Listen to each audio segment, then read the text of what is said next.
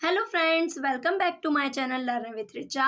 आज हम कक्षा 10वीं मैथ्स चैप्टर 8 त्रिकोणमिति का परिचय के बारे में अध्ययन करेंगे। तो सबसे पहली बात, त्रिकोणमिति है क्या, है ना। तो त्रिकोणमिति के अंतर्गत ये एक गणित की एक शाखा है, ठीक है ना। त्रिकोणमिति के अंतर्गत हम त्रिभुज की भुजाओं और कोणों के बीच संबंध का अध्ययन करते हैं। क्या करते हैं? त्रिभुज की भुजाओं और कोणों के बीच संबंध का अध्ययन करते हैं, ठीक है ना। तो त्रिकोणमिति क्या है? त्रिकोणमिति गणित की वह शाखा है जिसके अंतर्गत हम त्रिभुज की भुजाओं और कोणों के बीच संबंध का अध्ययन करते हैं, ठीक है ना। तो अब हम जानेंगे, अभी आप समझ रहे होंगे कि कैसा क्या रिलेशन है भुजाओं और कोणों के बीच। तो यहाँ पर हम देखेंगे, तो ये जो त्रिकोणमिति है वह किस त्रिभुज पर कार्य करती है? समकोण त्रिभुज पर। किस त्रिभुज पर कार्य करती है? समकोण त्रिभुज पर, ठीक है ना। तो ये जो त्रिकोणमिति है वह समकोण त्रिभुज पर कार्य करती है।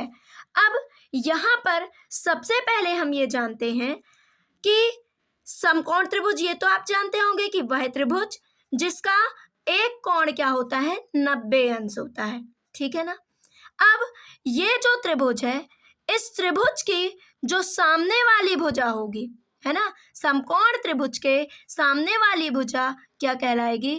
कर्ण भुजा। क्या कहलाएगी? कर्ण भुजा, ठीक है ना। और जो यहाँ पर क्या बना है, जैसे हमने ये वाला न्यून कोण लिया है ना, तो ये न्यून कोण है, इस न्यून कोण के सामने वाली भुजा क्या कहलाएगी? सम्मुख भुजा। और इसी को अब हम क्या बोलते हैं? लंब। क्या बोलते हैं? लंब। तो ये जो सम्मुख भुजा है इसे हम क्या बोलते हैं? लंब। और ये जो न्यून कोण से लगी हुई भुजा क्या कहलाएगी? संलग्न भुजा। क्या कहलाएगी? संलग्न भुजा। और इसी को क्या बोला जाता है? आधार। क्या बोलते हैं हम? आधार, ठीक है ना। अब सपोज यहाँ पर हमने एक और समकोण त्रिभुज बनाया, ठीक। अब हम ये न्यून कोण त्रिभुज ये ना लेके ये ले रहे हैं, तो क्या हो गया? समकोण त्रिभुज के सामने वाली भुजा क्या कहलाएगी? कर्ण। क्या कहलाएगी? कर्ण। ये आप याद रखिए, समकोण त्रिभुज के सामने वाली भुजा क्या कहलाएगी? कर्ण। और न्यून कोण के सामने वाली भुजा, सामने वाली है ना, तो ये क्या कहलाएगी? सम्मुख भुजा। क्या कहलाएगी? अब ये न्यून कोण ले रहे हैं, तो न्यून कोण की सामने वाली भुजा क्या कहलाएगी? सम्मुख भुजा। और इसी को बोलेंगे हम लंब। क्या बोलेंगे? लंब। क्या बोलेंगे? लंब। और जब और न्यून कोण से लगी हुई भुजा ये क्या कहलाएगी? संलग्न भुजा। क्या कहलाएगी? संलग्न भुजा। इसे हम बोलेंगे आधार, ठीक है ना। तो जब न्यून कोण परिवर्तित होगा तो लंब और आधार भुजाएं क्या हो जाएंगी? परिवर्तित हो जाएंगी। अर्थात न्यून कोण के सामने वाली जो सम्मुख भुजा है वो लंब कहलाएगी, और न्यून कोण से लगी हुई भुजा अर्थात संलग्न भुजा वो क्या कहलाएगी? आधार कहलाएगी। समझ में आया आपको? अब हम त्रिकोणमिति अनुपातों के बारे में जानते हैं।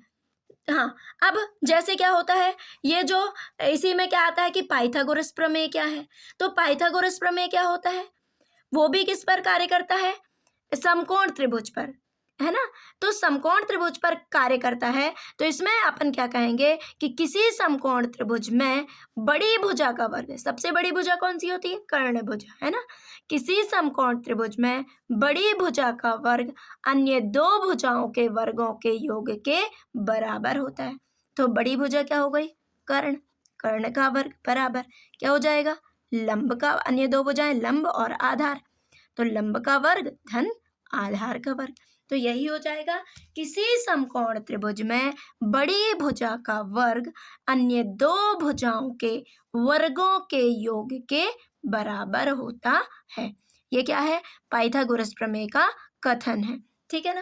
अब अपन देखते हैं कि त्रिकोणमिति अनुपात क्या होते हैं, है ना।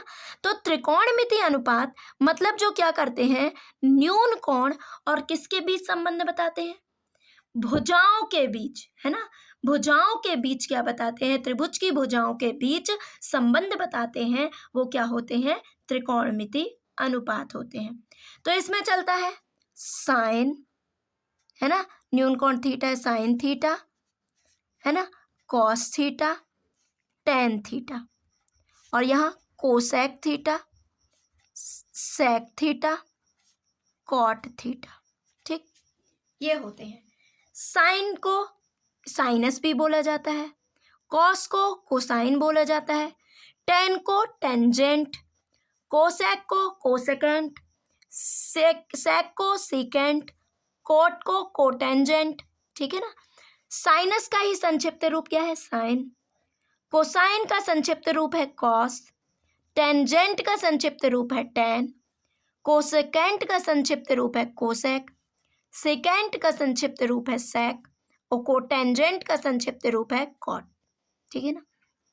अब हम देखते हैं ये वाले चित्र से। ठीक, तो ये न्यून कोण है, तो हमें क्या निकालना है, साइन थीटा। तो साइन थीटा बराबर होगा सम्मुख भुजा बटे कर्ण भुजा, है ना। तो सम्मुख भुजा को क्या बोलते हैं, लंब, और इसे क्या बोलते हैं, कर्ण। तो साइन थीटा बराबर हो जाएगा लंब बटे कर्ण। क्या हो जाएगा, लंब बटे कर्ण। ठीक है ना। और कॉस थीटा बराबर होता है आधार बटे कर्ण। साइन थीटा बराबर क्या, लंब बटे कर्ण, और कॉस थीटा बराबर आधार बटे कर्ण। ठीक है ना, मतलब संलग्न भुजा बटे कर्ण। ठीक, और टेन थीटा बराबर होता है लंब बटे आधार, मतलब सम्मुख भुजा बटे संलग्न भुजा। क्या हो जाएगा, सम्मुख भुजा बटे संलग्न भुजा। ठीक है ना। अब इससे अपन एक ट्रिक बना सकते हैं, लक लंब बटे कर्ण, आँख आधार बटे कर्ण, ला लंब बटे आधार, मतलब साइन थीटा बराबर लंब बटे कर्ण, कॉस थीटा बराबर आधार बटे कर्ण, टेन थीटा बराबर लंब बटे आधार, ला लंब बटे आधार। ठीक है ना। आप इस तरह से याद कर सकते हैं। लेकिन अब लंब भुजा को हम क्या समझते हैं, सम्मुख भुजा, और कर्ण आधार को क्या समझते हैं, संलग्न भुजा। ठीक है ना। तो ये भी लिख सकते हैं आप, साइन थीटा बराबर सम्मुख भुजा बटे कर्ण। ठीक, इस तरह से। अब साइन थीटा का उल्टा होता है कॉसेक थीटा, तो इसका उल्टा कर दो। ये लंब बटे कर्ण है, तो ये क्या हो जाएगा, कर्ण बटे लंब। कॉसेक थीटा बराबर लंब का आधार बटे कर्ण है, कॉस थीटा बराबर आधार बटे कर्ण है, तो सेक थीटा बराबर कर्ण बटे आधार। ठीक है ना। और टेन थीटा बराबर लंब बटे आधार, तो कॉट थीटा बराबर आधार बटे लंब। ठीक है ना। अब इन्हीं से ये बना है ना, तो साइन थीटा बराबर क्या होता है, साइन थीटा किसके बराबर होता है, 1 कोसेक थीटा के। और कोसेक थीटा किसके बराबर होता है, 1 साइन थीटा के। इसी से निकला ना, साइन थीटा बराबर ये है, तो कोसेक थीटा क्या हो जाएगा, कोसेक थीटा बराबर कर्ण बटे लंब, है ना। अब कॉस थीटा बराबर क्या होता है, 1 सेक थीटा, है ना। कॉस थीटा किसके व्युत्क्रम के बराबर होता है, सेक थीटा के व्युत्क्रम के बराबर होता है। अब सेक थीटा बराबर क्या होता है, 1 कॉस थीटा। इसको यहाँ ले आओ, इसको यहाँ ले जाओ, बन जाएगा फॉर्मूला। टेन थीटा बराबर क्या होता है, 1 कॉट थीटा। और कॉट थीटा बराबर क्या हो जाएगा, 1 थीटा। हम थीटा ना लेके ए बी ले सकते हैं, हमें जो कोण लेना है ना, ए बी हो सकता है यहाँ पर, है ना। हमने एक प्रदर्शित करने के लिए लिया है, ठीक है ना, न्यून कोण प्रदर्शित करने के लिए। ठीक, तो इस तरह से ये फॉर्मूले हैं। अब हम 0 से 90 डिग्री के त्रिकोणमिति अनुपात के बारे में हम लास्ट वीडियो में पढ़ चुके हैं। अब आप वहाँ जाकर देख सकते हैं। तो यहाँ पर मान दिए हुए हैं, साइन ए का मान, साइन 0 क्या होगा 0, साइन 30 1/2, साइन 45 1/√2, साइन 60 √3/2, साइन 90 1। ठीक है ना। कॉस 0 ए का मान 0 जब होगा, कॉस 0 1, है ना। तो ये संबंध ये मान दिए हुए हैं। आप मेरे यूट्यूब चैनल पर वीडियो है, आप वहाँ पर जाकर देख सकते हैं। त्रिकोणमिति सर्वसमीकाओं के बारे में, तो त्रिकोणमिति सर्वसमीकाएं होती हैं sine square theta plus cos square theta equal to 1। क्या होता है? Sine square theta plus cos square theta equal to 1। ठीक है ना। अब साइन स्क्वायर थीटा बराबर क्या हो जाएगा? इसको यहां ले जाइए, क्या बन गया? 1 माइनस कॉस स्क्वायर थीटा। और इसी में साइन थीटा बराबर क्या हो जाएगा? यदि तो यहाँ क्या हो जाएगा? Root over 1 minus cos square theta. इसी से आया ये।